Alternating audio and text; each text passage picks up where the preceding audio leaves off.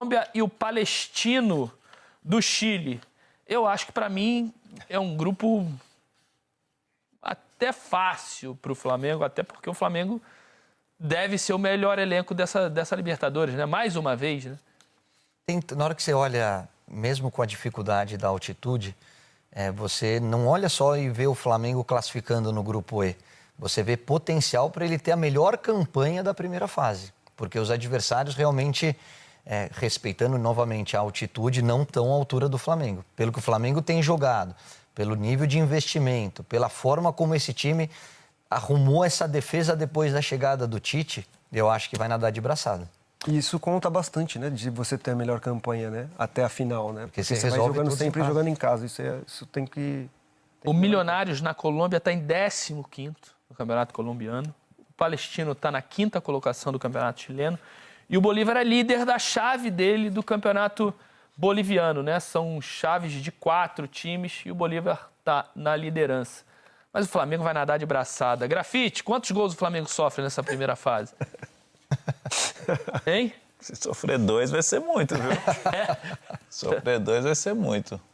Tá, mas tá vivendo... Um na altitude, aquela bola vadia que vem balançando, né? Um chute de média distância, aquele chute que é enganado, o cara pega na cara dela. O Palestino do Chile classificou na Bacia das Almas, né? Venceu a ida 3-0, né? Tava perdendo 3-0 a volta. Não, venceu por 3-1 a ida, tava perdendo 3-0, fez um gol e acabou se classificando nos pênaltis. Mas o Flamengo não vai ter dificuldade nenhuma nesse grupo, não.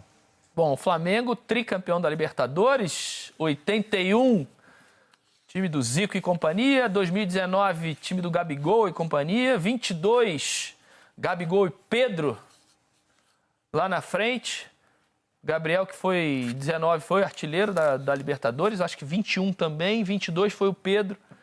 Então o Flamengo, mais uma vez, entra muito forte na Libertadores, muito favorito no seu grupo.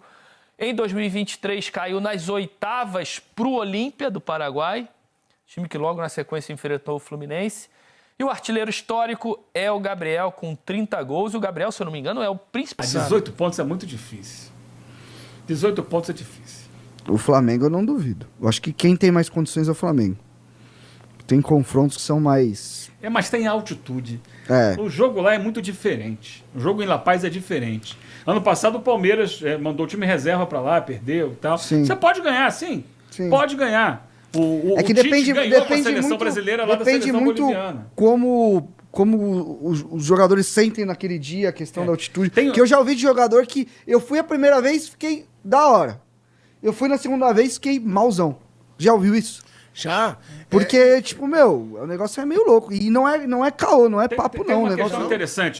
Eu não acho que os times vão fazer 18 pontos. Eu acho que eles têm que brigar por isso, tá? Não dá pra fazer.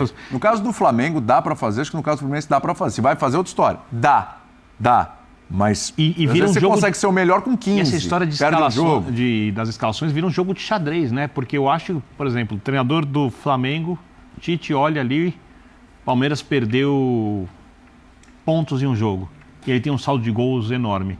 Ele pode negociar isso numa escalação de Libertadores, priorizando o Campeonato Brasileiro, porque ele vai ter ali, acho, é muito cedo para te garantir, o Internacional brigando com muita força. E o Inter certamente vai colocar o brasileiro acima da Sul-Americana, claro, pela necessidade, pelo elenco que montou. Não tem nem que pensar. Não tem nem que pensar. Então, assim, vira um jogo de xadrez das decisões dos técnicos, que não dá. Essas decisões não podem ser tomadas agora. Sim. Elas vão sendo tomadas de acordo com as semana a semana, o que for aparecendo pela frente. É bom dizer também no Brasil, essas equipes vão se enfrentar. Vai ter semana que vai ter a Libertadores, só que o Flamengo vai jogar com o Palmeiras. O Flamengo vai jogar com o Atlético Mineiro. O Internacional, que está na Sul-Americana, vai pegar o Grêmio, que está na Libertadores. Vão ter que ir negociando, porque são confrontos diretos. O Fluminense vai ter um jogo, de repente, com a Alianza Lima. E aí, nessa semana, ele tem um Fla-Flu pelo brasileiro. O que é mais importante? Exatamente. Se ele vai se classificar com certeza. Depende de muito contexto. O contexto da classificação na Libertadores, de como estão encaminhados seus adversários na Libertadores, de como de qual é a sua tabela no Brasileiro, né? Enfim. A gente tem mais um entrevistado, o Otário Arruda, que é CEO do